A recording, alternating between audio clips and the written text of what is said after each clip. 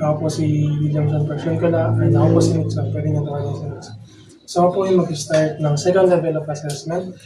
Ako po yung magtatanong-tanong sa inyo about sa nakita kong problem, which is yung mga pwede siyang paglonggaan ng lamok or pwede siyang ipagkasanday. So, ano po sa palagay niyo ang kalagayan ninyo ngayon? Ano pong nararamdaman niyo? Ayun, maraming imbak na tubig. Nagkakasakit na kasi kami dahil sa maraming imbak na tubig. So, ano sa palagay niyo nangyari sa inyo? Anong nangyari sa inyo after ng mga... Nagkakasakit, pero wala namang pero problema talaga. Hindi naman siya malala. Oo, imbak na tubig lang talaga. So, ano po ang magagawa niyo para mabago ang inyong kalagayan? Kailangan maglinis, huwag na mag-iimbak na maraming tubig para hindi sa bahay na linis lang, linis. So, anong inyong binabalak tungkol dito? Anong pwede nyo gawin? Tungkol dito, syempre, maglinis na, magtatanggal na. So, anong pagbabago ang inyong napansin sa inyong kalagayan pagkatapos na maglinis? Maayos na ng kalusugan. Wala na masyadong dami. So, ano ang inyong problema sa pagtupad ng solusyon?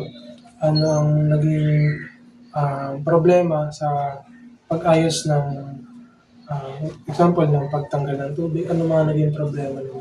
Hindi naman ito naging mahirap, naging madali na. Oo, madali naman kasi maayos ng kalusugan pag walang mga imbak na tubig. So, ano-ano inyong naging sagabal balakid sa inyong ginawa? So, gaya nga nila, sabi na wala naman, okay naman yung takbo ng paglilinis. Ano ang palagay ninyo ang dahilan kung bakit walang pagbabago sa inyong kalagayan ng mga nakaraan na hindi pa kayo naglilinis? Ano ang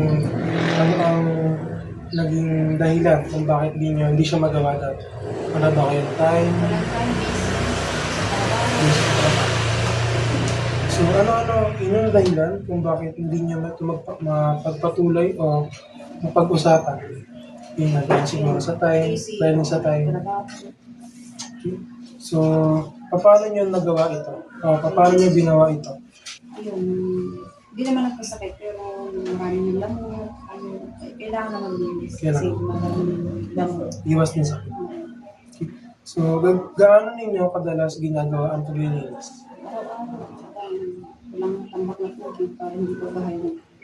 So, last two questions. Ano ang naging epekto ng ibang miyembro ng pamilya? Ano ang naging epekto nito after ng paglilinis? Nagkakasakit naman pero hindi naman totally din dito na. Nagkakasakit. So, last question is, ano ang nagiging reaction ng ibang miyembro sa pamilya after ng paglilinis?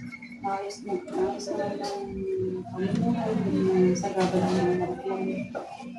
Ano ang palagay ninyo sa kalagayan ninyo sa patungkol sa nakita kong problema na ang pangalawang problema na po natin is alikabok or allergy dahil ina-allergy kayo sa alikabok. Ano po ang naging kalagayan ninyo? Pag maano ka po yung paligid, yung focus ng asma ng bata. Asma ng bata, asma rin po. Dahil din po na nagkaka-allergy nito. So ano sa palagay ninyo ang nangyari sa inyo after nung mga araw na malikabok? Bahin ang bahin, allergy, nangangat ang mga balay. So, ano ang nagawa ninyo upang mabago ang inyong kalagayan? Ayun, malinis. Umalis araw-araw. So, ano ang makita yung improvement pagkatapos na paglinis? Wala nang problema sa balay. Di na rin parang inaasma lagi, hindi natin. So, ano inyong naging sagabal o balakid ng inyong ginagawa? Ano ang naging sagabal para makapaglinis? Trabaho, wala rin time. So, ano kaya ang dahilan kung bakit hindi mapagpatuloy o hindi mapag-usapan sa problema? Wala rin.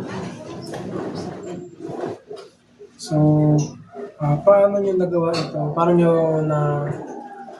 niyo siya nagawa maglinis? May offer, yun, makapaglinis na Pag may offer, tapos pag may time, free time. So, gaano niyo kadalas ginagawa ito? Araw. Ano ang naging epekto ng miyembro sa pamilya? Ano ang naging epekto pagkatapos ninyo maglinis? Ayos naman. Ayos ako umuwi. Wala namang balaki. Healthy lifestyle. So ano ang naging reaksyon ng ibang miyembro ng pamilya? Okay naman. Okay naman. Good naman.